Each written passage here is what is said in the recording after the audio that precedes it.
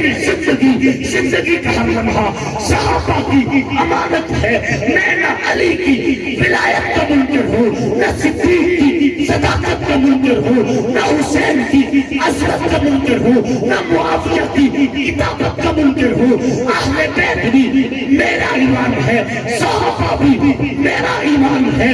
میں نہ بھی بولوں گا قرآن بولے گا، میں نہ بھی بولوں گا حدیث بولے گی، میں نہ بھی بولوں گا غار ثور صدیق کی صداقت بتائے گی، میں نہ بھی بولوں گا حجر اسود عمر کی خیرت بتائے گا، میں نہ بھی بولوں گا عثمان کا دیا ہوا ہدیہ جو تبوک میں دیا وہ بتائے گا، میں نہیں بھی بولوں گا خیبر کا قصہ علی کی شجاعت بتاتا رہے گا، میں نہیں بھی بتاؤں گا کربلا کا میدان محمد اور قاسم علی اکبر علی اصغر عباس بن عبداللہ ابو بکر بن علی عمر بن علی عثمان بن علی قصہ سناتا رہے گا. میں نہیں بھی بولوں گا تو شام والے اور میرے معاویہ کی خیرت کا پرچار کرتے رہیں گے.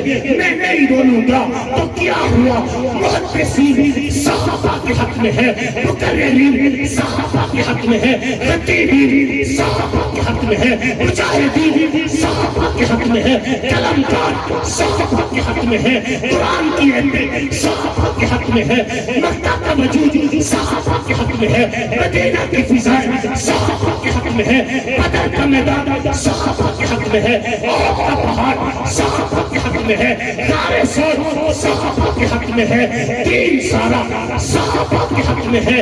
اور صحابہ کی آواز گلیوں میں لگے گی، چوکوں میں لگے گی، چوک بولیں گے، چوراہے بولیں گے، گلیاں بولیں گی، بازار بولیں گے، محدث بولیں گے، مقرر بولیں گے، فائز بولیں گے، ادیب بولیں گے، نقیب بولیں گے، نبیب بولیں گے.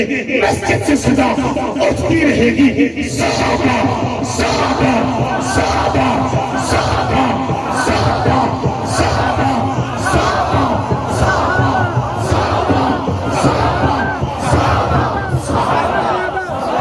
اس لیے زندہ باد ہوں کہ میرا نبی زندہ باد. بے شک، کیا بات ہے، سبحان اللہ.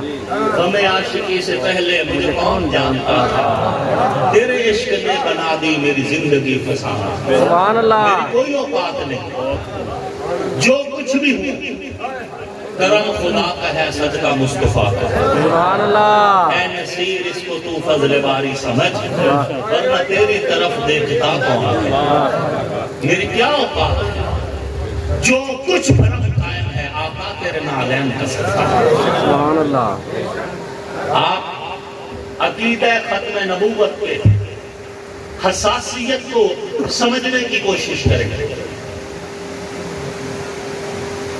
حضور صلی اللہ علیہ وسلم نے اپنی ظاہری زندگی میں جتنے لشکر بھیجے، جتنے تبلیغی مشن بھیجے، جتنی جنگوں میں آقا خود شریک ہوئے، تمام غزوات اور سرایا کی تعداد 74 ہے.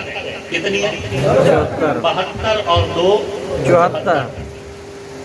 ان 74 جنگوں میں اور کچھ تبلیغی مشن حضور نے بھیجے جن کو اس علاقے کے لوگوں نے شہید کر دیا، وہ بھی اس میں شامل کر دیا. حضور نے 23 سال جو اظہار نبوت کے بعد محنت کی، 13 سال مکہ میں اور 10 سال مدینہ میں، اس میں جتنے غزوے ہوئے، جتنے سرایا ہوئے، جتنے تبلیغی مشن کے لوگ شہید ہوئے، ان سب کی ٹوٹل تعداد پتہ کتنی ہے؟ 259. 259 259 صرف 259 صحابہ شہید ہوئے 23 سال میں. جب نبوت پرچار کر رہی تھی وحدہ لا شریک کا، جب آقا دنیا کو بتا رہے تھے قولوا لا الہ الا اللہ تفلحوا، جب حضور پیغام دے رہے تھے کہ وحدہ لا شریک اللہ ہے، بگڑی بنانے والا اللہ ہے، کائنات سجانے والا اللہ ہے، بیٹے دینے والا اللہ ہے، بیٹیاں دینے والا اللہ ہے، رزق اگانے والا اللہ ہے، سانس چلانے والا اللہ ہے. لوگوں نہ قبر تمہاری مشکل کشا ہے، نہ شجر تمہارا مشکل کشا ہے، نہ حجر تمہارا مشکل کشا ہے، مشکل کشا اور حاجت روا صرف ایک خدا ہے۔ تو اس موقع پر جتنی جنگیں ہوئی، اس موقع پر جتنی لڑائیاں ہوئی، اس موقع پر جتنی شہادتیں ہوئی، ان سب کی تعداد 259 ہے۔ لیکن جب بات نبی کی ختم نبوت کی آئی ہے، جب بات عقیدہ ختم نبوت کی آئی ہے، تو صرف اکیلی جنگ یمامہ کے اندر 1200 ایک ہی جنگ میں 1200 صحابہ شہید ہوئے، اور 1200 صحابہ میں سے 700 صحابہ حافظ قرآن تھے،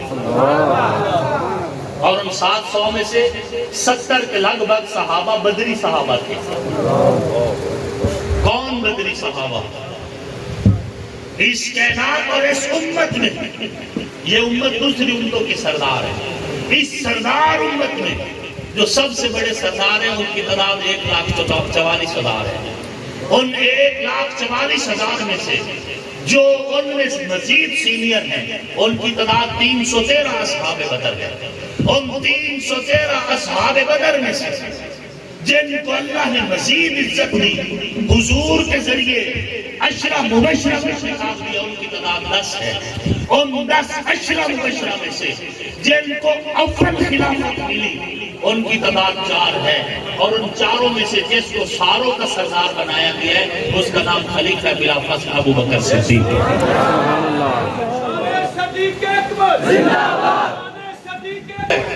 کسی بندے پر جنات کا قبضہ ہو، سایہ ہو، جادو ہو، ٹونا ہو، اس کے اوپر 313 اصحاب بدر کا نام تلاوت کر کے پھونک مار دو، اللہ اسے شفا دے دیں گے۔ سبحان اللہ، کیا ہوا؟ اتنی بات، 70 صحابہ بدری وہ بھی شہید ہوئے جنگ یمامہ کے اندر، عقیدہ ختم نبوت کے۔ 74 جنگوں میں تعداد 259، اکیلی ایک جنگ میں شہداء کی تعداد 1200۔ حضور صلی اللہ علیہ وسلم کے زمانے میں یمن میں ایک بدبخت نے نبوت کا دعویٰ کر دیا۔ شیخ صاحب کی یاد ہے، حضور صلی اللہ علیہ وسلم کے زمانہ اس دنیا کے سطح پر جو حیات طیبہ ہے، اس دنیا کی سطح پر اس کی بات کر رہا ہوں۔ اس دورانی میں ایک بندے نے یمن میں دعویٰ کر دیا، اسود انسی نام کا ایک بدبخت تھا۔ حضور نے فرمایا ہے کوئی جو جائے اور اس بدبخت کا سر اڑا کر آئے؟ بات سمجھ آ رہی ہے؟ حضور نے جب یوں اعلان فرمایا تو ایک شخص حضرت فیروز رضی اللہ تعالیٰ عنہ وہ گئے اور انہوں نے اسود انسی کو اس کے گھر میں قتل کیا۔ ادھر اسود انسی قتل ہوا، ادھر صحابہ میں حضور موجود تھے، اور حضور صحابہ کو بتا رہے تھے صحابہ مبارک کو اسود انسی مارا گیا ہے، فاز فیروز، فاز فیروز، لوگوں فیروز کامیاب ہو گیا، فیروز کامیاب۔ لیکن یہ تشکیل کس نے کی؟ ریاست نے۔ اس وقت ریاست کے سربراہ کون تھے؟ محمد الرسول اللہ صلی اللہ علیہ وآلہ اور یاد وسلم۔ رکھیں جو حضور صلی اللہ علیہ وآلہ وسلم کے ارشاد گرامی ہے، من سب نبی فقتلوہ، جو نبی علیہ الصلوۃ والتسلیم کو گالیاں بکے اسے قتل کر دیا جائے۔ یہ حدیث بھی ریاست کے لیے ہے، اسلامی ریاست اس کے لیے آئین مرتب کرے گی، اور ریاست اس کا فیصلہ کر کے اس کے اوپر پھانسی قتل کا حکم جاری کرے گی۔ ہر بندے کے ہاتھ میں نہیں ہے، یہ باتیں میں رکھا۔ فیروز کو حکم کس نے دیا؟ حضور صلی اللہ علیہ وسلم۔ اس وقت ریاست کے سربراہ کون تھے؟ حضور صلی اللہ علیہ وسلم۔ عقیدہ ختم نبوت کتنا قیمتی ہے، آئیے میں آپ کو ایک مثال اور سناتا ہوں۔ حضرت حبیب رضی اللہ تعالیٰ عنہ مسیلمہ کذاب کی قید میں چلے گئے، اس نے گرفتار کر لیا حضرت حبیب رضی اللہ تعالیٰ عنہ۔ کہنے لگا کلمہ میرا پڑھ، ان کا کلمہ تو میں حضور کا پڑھ چکا ہوں۔ اس نے کہا ایسا کر لیتے ہیں، شہروں کے نبی حضور ہو گئے، دیہات کا نبی مجھے مان لو۔ اور یہی بدماشی یہ مرزا گاما بھی کرتا ہے، وہ کہتا ہے اصل نبی محمد علیہ السلام کو مان لو، مجھے اس کا سایہ مان لو. منہ ہوئے کیا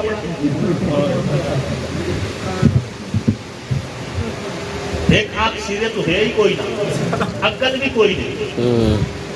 کہتا ہے اللہ نے میرے ساتھ ہم بستری کی، پھر میں 9 مہینے حاملہ رہا، پھر اپنے آپ سے میں پیدا ہو گیا. ایسے بیوقوف بندے کو ہم کیسے نبی مانے؟ جو کہتے ہیں کہ مجھے سلسل بول کا مرض تھا، پیشاب کے قطرے گرتے رہتے تھے، لیکن گوڑ کھانے کا بھی بڑا شوق تھا. ایک جیب میں بٹے رکھتا تھا، ایک جیب میں گوڑ. جب بٹوں کی ضرورت ہوتی تھی وہاں گوڑ استعمال کرتا تھا، جہاں گوڑ کی ضرورت ہوتی بٹے کھا جاتا تھا. ایسے بدبخت کو. اور بڑا واضح عقیدہ ہے، یہ صحیح عقل والا بھی ہوتا ہم نے اس کو پھر بھی نہیں ماننا تھا. اس کی دوسری آنکھ ٹھیک ہوتی ہے، اسلام کی کو ہم نے پھر بھی نہیں ماننا تھا. کیوں؟ کیونکہ نبوت حضور میں مکمل ہوتی. حضرت حبیب رضی اللہ تعالیٰ عنہ کو کہنے لگا مسلمہ قذاب، میرا کلمہ پڑھوں گا، کلمہ تو آمنہ کی تجھے یتیم کا پڑھ چکا. اس نے ان کے ہاتھ کاٹ دیے، کہا اب کلمہ پڑھ. فرمایا کلمہ وہی تھا جب محمد رسول اللہ کا پڑھ چکا ہوں. مسلمہ قذاب نے پاؤں بھی کٹوا دیا، کہا اب پڑھ. فرمایا نہیں، زندگی کی آخری سانس تک محمد کے خاتے میں لکھ چکا ہوں. اور یہ حضور کی محبت اور حضور کی خصوصیت یہی تھی کہ جو ایک بار حضور کا ہو جاتا تھا پھر اسے حضور سے کوئی چھین نہیں سکا. بات سمجھے؟ اسے حضور سے کوئی چھین نہیں سکا. ایک سردار قید میں ہے، ستون سے اس کے ہاتھ بندھے ہوئے ہیں، رسیوں میں جکڑا ہوا ہے، اور ادھر سے حضور تشریف لائے. اس نے سر جھکایا ہوا ہے. حضور پاس آئے اور آ کر کہنے لگے کہ سر تو اوپر اٹھا، مجھے دیکھ تو صحیح، مجھے دیکھ تو صحیح. اس نے آگے سے کہا دنیا میں اگر مجھے کسی سے نفرت ہے تو وہ آپ ہے، میں آپ کا چہرہ نہیں دیکھے گا. حضور نے فرمایا تجھے پتہ ہے میں تیرے ساتھ کیا کر سکتا ہوں؟ کہنے لگا آپ بھی سردار ہیں، میں بھی سردار ہوں، سردار سرداروں سے رعایت کرتے ہیں. آپ اگر مجھے رعایت کر دیں گے تو کوئی بڑا احسان نہیں کریں گے. ہمیشہ سردار سرداروں کی رعایت کرتے ہیں. اور اگر آپ مجھے قتل کریں گے، تقتل ذات من، اگر تم مجھے قتل کرو گے تو تم کسی عام بندے کو قتل نہیں کر رہے، میرے قبیلے والے تم سے بدلہ لیں گے. حضور کو دھمکی لگا رہے ہیں، کھڑا بھی قید میں دھمکی بھی لگا رہے صاحب. حضور خاموشی سے واپس چلے گئے.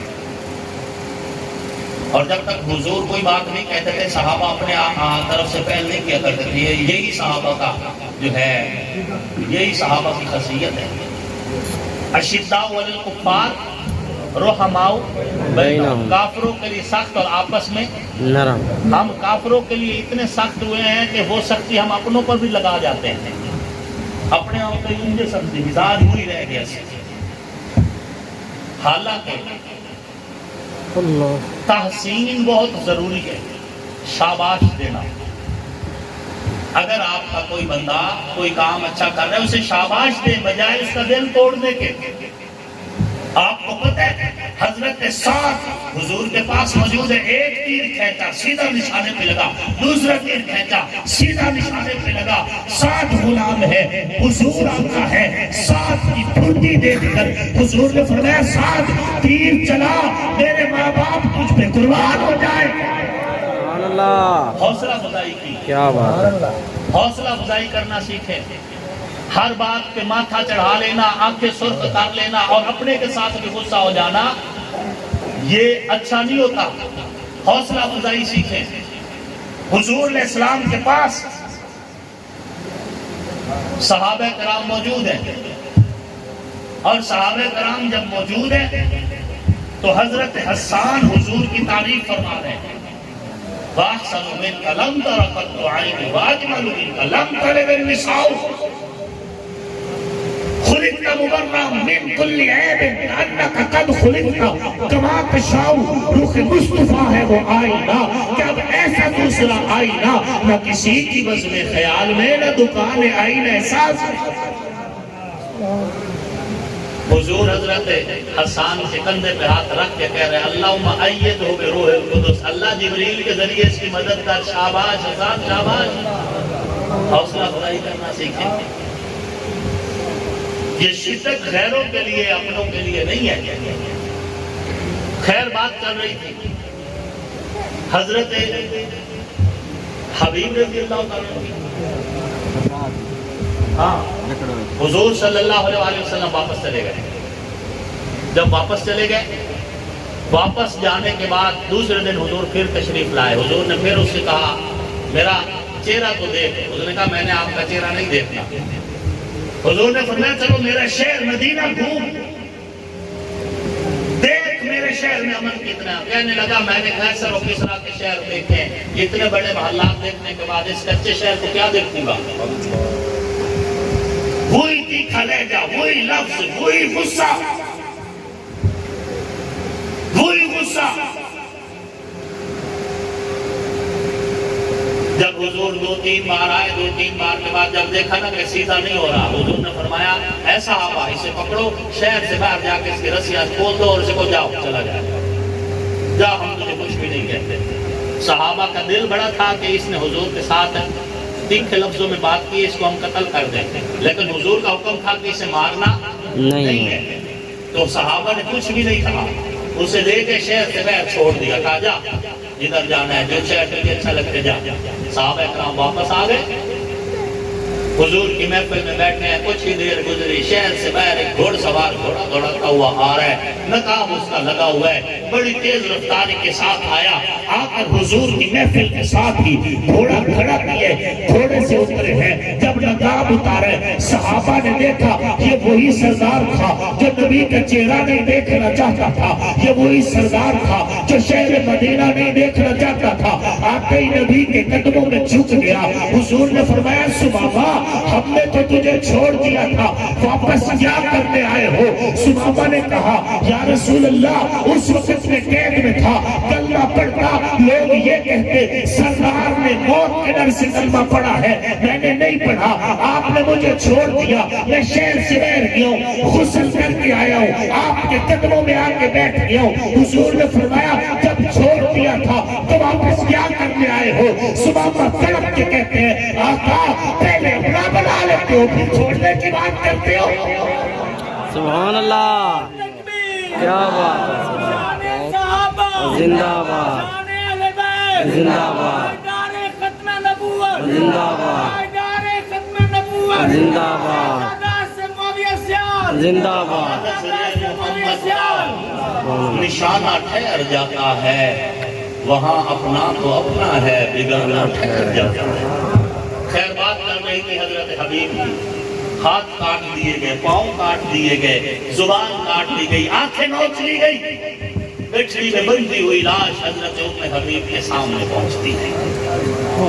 گٹھڑی میں بندھی ہوئی لاش جب ام حبیب کے سامنے آئی، دنیا میں بسنے والے مومنوں، صحابہ کا مقام کیسے سمجھاؤں، کیسے بتاؤں؟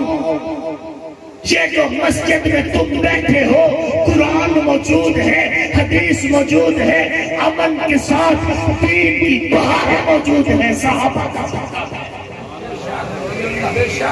دین آسانی سے نہیں پہنچا۔ حضرت ام حبیب نے کہا میں اپنے بیٹے کو دیکھنا چاہتی ہوں۔ صحابہ نے کہا آپ نہ دیکھیں، سوچ رہی تھی ماں ہے دل چھوڑ جائے گی، کہا نہیں دیکھنا چاہتی ہوں۔ جب گٹھڑی کھولی گئی، ہاتھ الگ ہے، پاؤں الگ ہے، زبان الگ ہے، آنکھیں الگ ہے، ٹکڑوں میں بٹا ہوا، اور ایسے تو کوئی بکرا بھی ذبح نہیں کرتا جیسے حضرت حبیب ذبح ہوئے تھے۔ حضرت حبیب کے لاش کے ٹکڑے بکھرے ہوئے، جب گٹھڑی کھلتی ہے، اس پھوٹنے کے کھلنے کے بعد بکھری ہوئی لاش دیکھنے کے بعد جب ماں کے جذبات تاریخ لکھتی ہے تو قلم بھی جھوم اٹھتا ہے، تاریخ بھی جھوم اٹھتی ہے، تاریخ بھی جھوم جھوم کے کہتی ہے کہ ام حبیب تیرے صبر کو سلام، ام حبیب تیری غیرت کو سلام، ام حبیب تیری عشق کو سلام، ام حبیب تیری محبت رسول کو سلام۔ ام حبیب نے بیٹے کی لاش دیکھ کے آسمان کی طرف دیکھا، کہا الحمدللہ لہذا اليوم ارزاقہ، اللہ میں نے اسے ساتھیوں کا دودھ اسی بیٹے کے لیے پلایا تھا کہ نبی کے اوپر جوانی فار جائے، نبی کے اوپر جسم ٹکڑوں میں بٹ جائے، نبی کے لیے جان کو قربان کر جائے۔ ربا مجھے میرے دودھ کی قیمت وصول ہو گئی۔ یہ شہید ختم نبوت ہے، اتنا قیمتی عقیدہ ہے یہ۔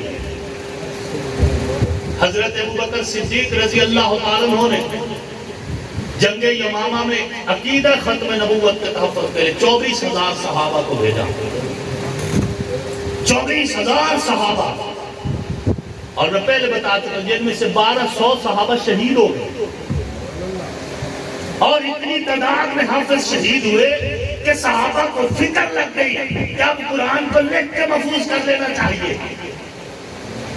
عقیدہ ختم نبوت کے تحفظ پہ کمپرومائز نہیں کیا۔ کون؟ جسے حضور نے فرمایا ارحم امتی بی امتی ابو بکر، امت میں سب سے زیادہ رحم دل ابو بکر ہے۔ ماں میں اتنا رحم نہیں ہوگا جتنا ابو بکر کے سینے میں ہے، لیکن ختم نبوت پہ کوئی کمپرومائز نہیں۔ حضرت عمر رضی اللہ تعالیٰ عنہ جب حضور صلی اللہ علیہ وسلم کی رحلت کے موقع پر حضور علیہ السلام کے پاس آئے تو کہنے لگے یا رسول اللہ صلوات اللہ علیہ، آپ ایسی مبارک ہستی ہیں، سب سے آخر میں آپ آئے ہیں، ذکر سب سے پہلے ہوا ہے۔ اور حضرت عثمان ذو النورین کا عقیدہ کیا تھا؟ حضرت عثمان ذو النورین رضی اللہ تعالیٰ جب خلیفہ وقت تھے، کچھ لوگ حضرت عثمان کے دور میں شہر کے بجائے دیہاتی علاقہ میں مسلمہ کذاب کی تبلیغ کر رہے تھے۔ حضرت عثمان کو جب خبر ہوئی، حضرت عثمان نے اپنے سپاہیوں کو ریاستی حکم دیا کہ جاؤ وہ لوگ جو مسلمہ کذاب کی بات کرتے ہیں ان کو اسلام پیش کرو، اگر وہ اسلام قبول نہ کرے تو فقتلوہم، انہیں قتل کر دو۔ میں پھر بتا رہا ہوں کہ قتل کرنا ذمہ داری کس کی ہے؟ ریاست کی۔ قانون ہر بندے کے ہاتھ میں نہیں دیتی ریاست، ریاست کی ذمہ داری ہے۔ اب ریاست پہ بیٹھے ہوئے لوگ اگر اس آئین کو پورا نہیں کرتے تو کل وہ جانے اور ان کا رب جانے۔ اپنی آواز ختم نبوت کے لیے لگتی رہے گی انشاءاللہ، اپنی آواز لگتی رہے گی۔ حضرت مولا علی کرم اللہ وجہہ بھی فرماتے ہیں بین کتفہ خاتم النبوہ، کہ حضور کے دونوں کندھوں کے درمیان ختم نبوت والی مہر تھی۔ صحابہ کرام نے کوئی کمپرومائز نہیں کیا عقیدہ ختم نبوت کے حوالے سے۔ ہم بھی اس نمائندہ اجتماع میں ریاست سے مطالبہ کرتے ہیں کہ جب تک یہ ملک دشمن مرزائی ہمارے آئین کو تسلیم نہیں کرتے، اپنے آپ کو ایک کافر اقلیت تسلیم نہیں کرتے، اس وقت تک انہیں پاکستان سے مفادات اٹھانے کی اجازت نہیں ملنی چاہیے۔ بجلی پاکستان کی استعمال کر رہے ہیں، وسائل پاکستان کے استعمال کر رہے ہیں، امن پاکستان سے لے رہے ہیں، ریاست سے فائدہ بھی اٹھا رہے ہیں اور ریاست کے قانون سے بغاوت بھی کر رہے ہیں۔ ان باقیوں کو یا تو مجبور کیا جائے کہ یہ آئین کے تابع ہوں اور اس آئین کو تسلیم کریں جو آئین مرزا گامے کو مرتد ڈکلیئر کرتے ہیں اور مرزائیوں کو مرتدین ڈکلیئر کرتے ہیں، یا اس آئین کو تسلیم کریں یا ہمارا ملک پاکستان چھوڑ کے دفع ہو جائے جہاں پہ کوئی جگہ نہیں۔ یہ مطالبہ درست ہے کہ نہیں؟ اگر یہ آئین کو نہیں تسلیم کر رہے تو بجلی کیوں لیتے ہم سے؟ اگر یہ آئین کو تسلیم نہیں کر رہے تو ریاست سے مفاد کیوں لیتے ہیں؟ اگر یہ آئین کو تسلیم نہیں کر رہے تو یہ ہمیں بتائیں پھر پاکستان میں کیوں یہ دفع ہو جائے پاکستان سے باہر، جب تک یہ آئین کو تسلیم نہیں کریں گے۔ ہم آئین کے تحفظ کی بات کر رہے ہیں اور آئین ہمیں پاکستان بہت پیار ہے یا نہیں؟ بے شک پاکستان بہت پیارا ہے، مٹی کی محبت میں ہم آشفت سروں نے وہ قرض اتارے ہیں جو واجب بھی نہیں تھے۔ یہ پاکستان کی محبت ہے۔ خدا کی قسم اگر پاکستان سے محبت نہ ہوتی، آئین کا احترام نہ ہوتا، ریاست کا احترام نہ ہوتا، کسی کی جرت بھی ہمارے بندوں پہ تشدد کرتا۔ ہم بدر والوں کے غلام ہیں، 313 بھی ہزاروں کے بھاری ہیں۔ ہم وہ لوگ ہیں جو خالد ابن ولید کے غلام ہیں، جو 60 بندے لے کر 60,000 رومیوں میں گھس گیا تھا۔ ہماری شرافت وطن سے محبت کی وجہ سے ہے، وطن اور ریاست کے احترام کی وجہ سے ہے، اور ہم پھر بھی اس ریاست کا احترام کرتے رہیں گے، امن کو سبوتاژ نہیں ہونے دیں گے۔ اس شہر میں، اس علاقہ میں، اس حلقہ میں ہم کسی بھی صورت لڑائی جھگڑا پسند نہیں کرتے، لیکن یہ بھی نہیں ہو سکتا کہ ہم اپنے بندوں کو لاوارث چھوڑ دیں۔ جب کوئی اٹھے اور اٹھ کر ان کا تشدد کرتا جائے، ہم آئین اور ریاست سے مطالبہ کرتے ہیں کہ پائیدار امن کے لیے یک طرفہ نہیں، دو طرفہ میرٹ کے اوپر جو ہے نظام کو لایا جائے اور میرٹ کے مطابق کارروائی کی جائے، تاکہ اس شہر کا اور اس علاقے کا اور اس وسیب کا اور اس شہر کا امن جو ہے وہ برقرار رہے۔ یہ مطالبہ درست ہے نا؟ ہم لڑائی جھگڑا نہیں چاہتے، اور وجہ کوئی ڈال نہیں ہے، وجہ صرف اس وجہ سے کہ یہ ملک ہمارا ہے۔ ملک کس کا ہے؟ ہمارا ہے۔ ہم صحابہ کے غلام تھے، ہم صحابہ کے غلام ہیں۔ ہمارا مرا ہوا جسم بھی صحابہ کی غلامی کی گواہی دے گا انشاءاللہ۔ صحابہ ہمارا ایمان ہے۔ جس طرح ایمان میں داخل ہونے کے لیے 2 جز والا کلمہ ضروری ہے، بات سمجھ آ رہی ہے؟ ایمان میں داخل ہونے کے لیے 2 جز والا لا الہ الا اللہ محمد رسول اللہ، اسی طرح ایمان بچانے کے لیے بھی 2 چیزیں ضروری ہیں، ایک اصحاب محمد ہے، ایک آل محمد ہے۔ سبحان اللہ۔ ایمان میں داخل ہونا ہے تو لا الہ الا اللہ محمد رسول اللہ ضروری ہے، اور ایمان پہ موت لینی ہے تو آل محمد بھی ضروری ہے، اصحاب محمد۔ اور اللہ کا شکر ہے ہم صحابہ کے بھی غلام ہیں، ہم اہل بیت کے بھی غلام ہیں۔ کا کام نہیں ہو سکتا کہ ہمارا سٹیج حضرت مولا علی کے بارے میں نفرت بیچے، ممکن نہیں ہے کہ ہمارا سٹیج سیدہ کائنات سیدہ فاطمہ زہرا سلام اللہ علیہا کے بارے میں نفرت سکھائے۔ قطعاً نہیں ہو سکتا کہ ہمارا سٹیج جناب سیدنا امام حسن المجتبی کے بارے میں نفرت سکھائے۔ قطعاً نہیں ہو سکتا کہ ہمارا سٹیج امام علی مقام سیدنا امام حسین کے بارے میں نفرت سکھائے۔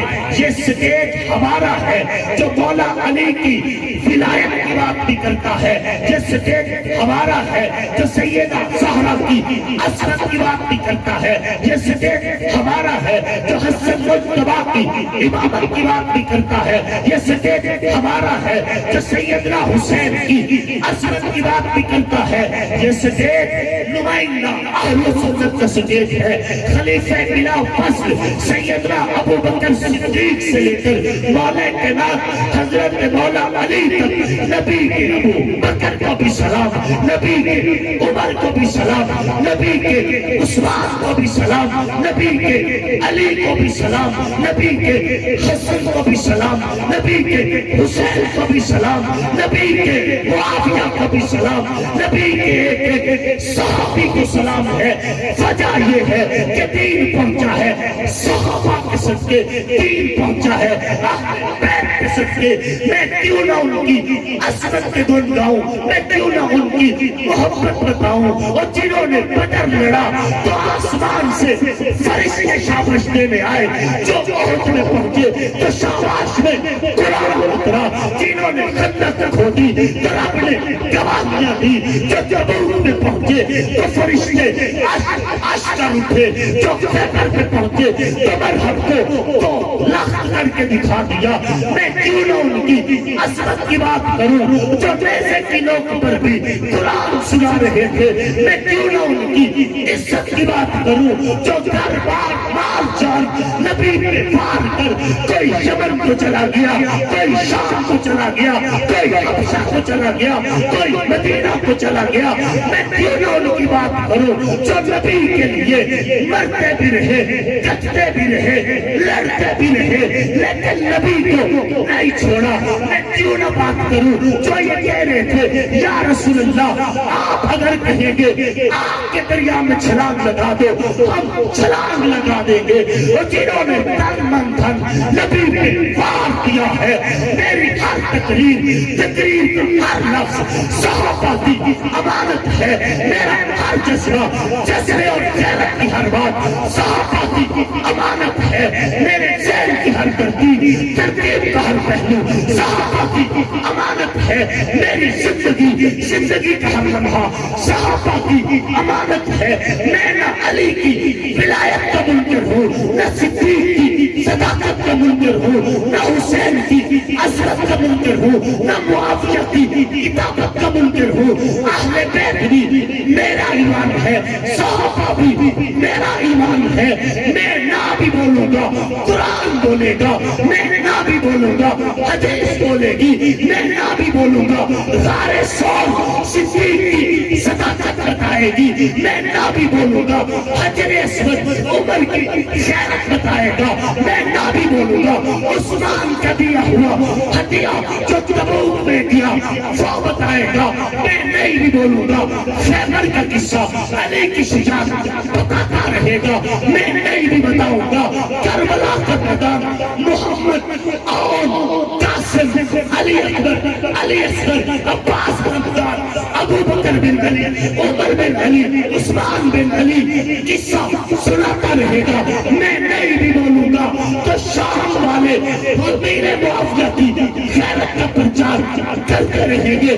میں نہیں بولوں گا تو کیا ہوا محدثین صحابہ کے حق میں ہے, مقررین صحابہ کے حق میں ہے, خطیبین صحابہ کے حق میں ہے, مجاہدین صحابہ کے حق میں ہے, قلمکار صحابہ کے حق میں ہے, قرآن کی اہمیت صحابہ کے حق میں ہے, مکہ کا وجود صحابہ کے حق میں ہے, مدینہ کی فضائیں صحابہ کے حق میں ہے, بدر کا میدان صحابہ کے حق میں ہے, احد کا پہاڑ صحابہ کے حق میں ہے, غار ثور صحابہ کے حق میں ہے, دین سارا صحابہ کے حق میں ہے. اور صحابہ کی آواز گلیوں میں لگے گی, چوکوں میں لگے گی, چوک بولیں گے, چراہے بولیں گے, گلیاں بولیں گی, بازار بولیں گے, محدث بولیں گے, مقرر بولیں گے, فائز بولیں گے, ادیب بولیں گے, نقیب بولیں گے, نبی بولیں گے. مسجد سے صدا اٹھتی رہے گی.